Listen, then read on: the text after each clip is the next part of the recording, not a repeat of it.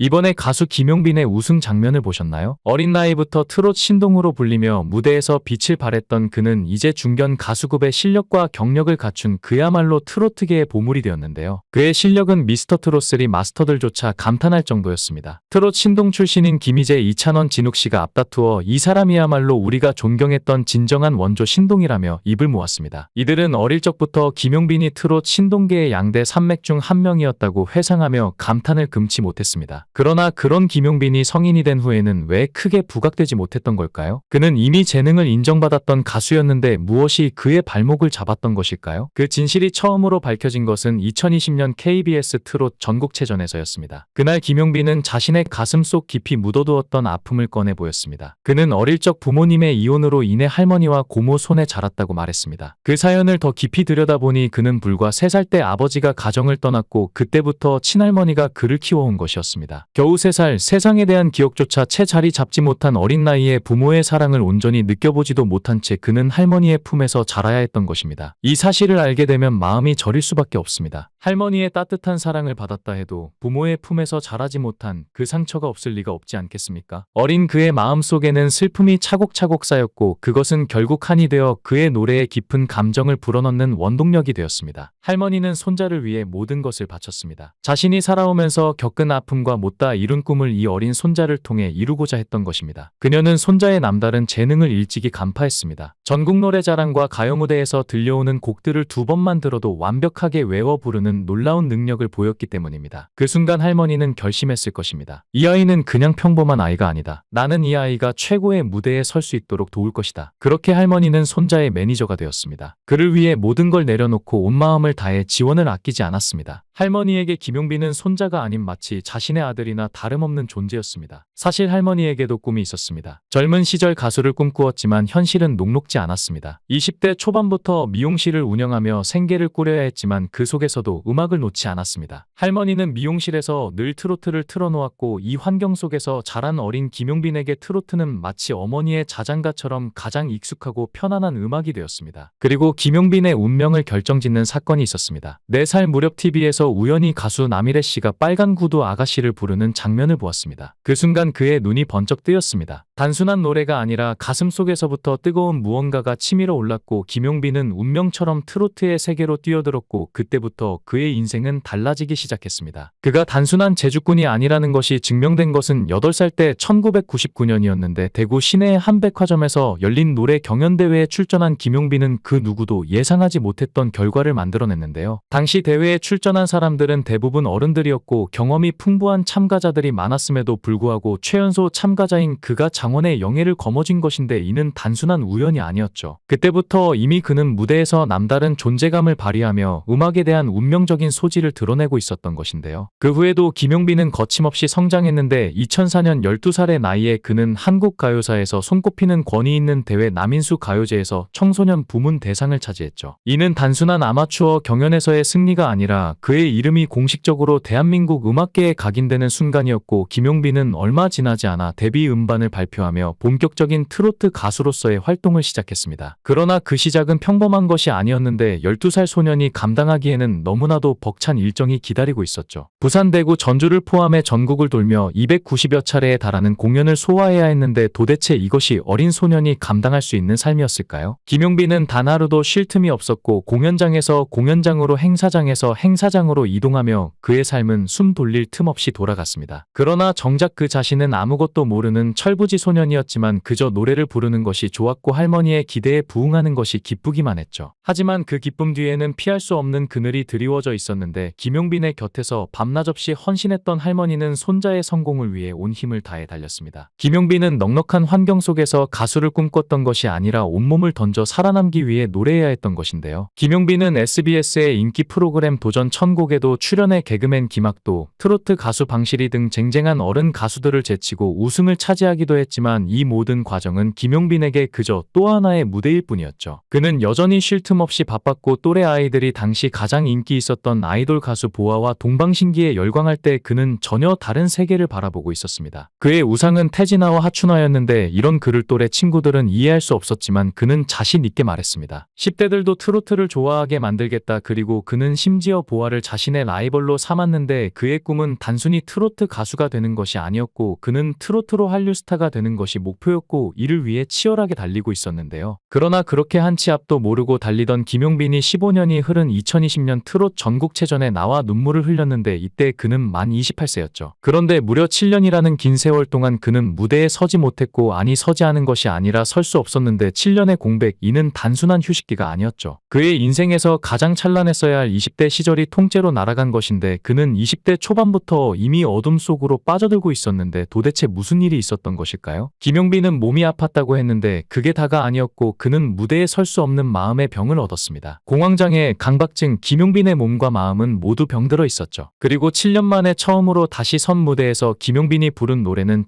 칠갑산이었는데 그가 부르는 순간 그 노래는 단순한 트로트가 아니었습니다. 그의 7년의 상처, 할머니를 향한 애틋한 마음 그리고 잃어버린 시간들이 한꺼번에 쏟아져 나오는 듯했고 그의 목소리는 절절했고 듣는 이들의 가슴을 먹먹하게 만들었습니다. 이 자리에서 그는 조용히 말했는데요. 할머니가 많이 아프셔서 다시 무대에 서는 모습을 보여드리고 싶었습니다. 그의 목소리는 떨리고 있었습니다. 법륜 스님이 말했듯 낳아준 사람이 아닌 길러준 사람이 진짜 어머니라고 하는데 그에게 어머니란 오직 한 사람 할머니였죠. 그러나 그는 너무나 무거운 짐을 안고 자라왔기에 어린 시절에는 노래 부르는 것이 너무나 즐거웠지만 점점 자라면서 할머니의 꿈을 이뤄드려야 한다는 강박이 그를 짓눌렀습니다. 그 무게는 점점 더 커졌고 결국 김용빈의 마음을 병들게 했고 그 병은 몸까지 망가뜨리고 말았는데요. 그런데 김용빈이 무대 위에서 빛나기 시작할 즈음 가장 소중한 사람이 그의 곁을 떠났는데 친할머니는 끝내 김용빈의 미스터 트롯3 출연을 보지 못한 채 병환으로 세상을 떠나셨죠. 할머니의 몸은 점점 쇠약해졌고 나중에는 걸음도 불편해졌지만 그럼에도 불구하고 마지막 순간까지 할머니는 손주를 보겠다는 일념 하나로 힘든 몸을 이끌고 방송국으로 향했는데 그 모든 것이 할머니의 사랑이었죠. 할머니가 남긴 마지막 흔적은 김용빈의 마음속에 깊이 새겨졌고 결심했습니다. 내가 노래할 때마다 할머니가 듣고 계신다고 생각하자. 할머니를 위해서라도 끝까지 최선을 다하자. 그리고 그 다짐대로 김용빈은 무대 위에서 역사를 새로 썼는데 그의 가슴을 담은 무대는 유튜브에서 폭발적인 반응을 이끌어냈습니다. 단 몇 주 만에 조회수 56만 회를 돌파한 것인데 단순한 숫자가 아니었는데 2,000개가 넘는 댓글은 김용빈의 노래에 울고 웃으며 감동을 느낀 사람들의 증거였죠. 이 시대의 트로트 왕이 등장했다. 이번 미스터 트롯지는 김용빈이다. 이건 단순한 노래가 아니라 한편의 인생이다. 김용빈을 향한 극찬은 끝도 없이 이어졌는데요. 김용빈의 무대를 본 김희재는 한숨을 내쉬며 탄식했는데 너무 늦게 나오신 것 같아요. 아쉬움이 가득한 목소리였습니다. 사실 시즌 1 때 신동부가 있었는데 그때 김용빈이 나왔어야 한다는 생각이 들었다고 하는데 그의 실력을 인정하지 않을 수 없었기 때문이죠. 김용빈의 무대는 단순한 퍼포먼스가 아니라 살아온 세월의 깊이, 흘러간 시간의 무게, 그리고 할머니와 함께한 모든 기억이 담긴 감동 그 자체였기 때문입니다. 그리고 김용빈을 더욱 감격하게 한 건 부모님으로부터 연락이 왔다는 사실인데요. 아버지는 방송을 보고 문자를 보냈어요. 어머니는 투표하는 법을 배웠다며 하루 종일 눈물이 나고 미안하다고 하시더라고요. 자신을 떠나버렸던 부모님에게서 온 연락은 그에게 기쁨과 복잡한 감정을 동시에 안겨주었지만 김용빈은 담담하게 말했습니다. 가족은 잘 모르겠어요. 나를 키워주신 할머니만 떠오릅니다. 김희재는 김용빈은 시즌 1에 나왔어야 했어요. 그때 양지원과 함께 신동들의 롤모델이었잖아요 라고 말했는데 당시 양지원과 김용빈은 그야말로 신동들의 전설적인 롤모델이었죠. 그들의 존재 자체가 후배들에게 꿈을 심어주었고 만약 그들이 당시 무대에 등장했다면 마스터 자리에서 참가자들을 평가하는 위치에 있었을지도 모른다는 찬사가 이어졌는데요. 김용빈은 우승을 차지하며 단순한 참가자가 아니라 이미 스타의 자질을 갖춘 보석 같은 존재임을 스스로 증명했습니다. 앞으로 김용빈이 어떤 무대를 보여줄지 얼마나 더 성장할지 기대감이 한껏 치솟습니다. 영상을 끝까지 시청해주시고 귀한 시간 내주셔서 대단히 감사합니다. 구독, 좋아요 꼭 부탁드립니다. 더 좋은 영상으로 보답하겠습니다. 건행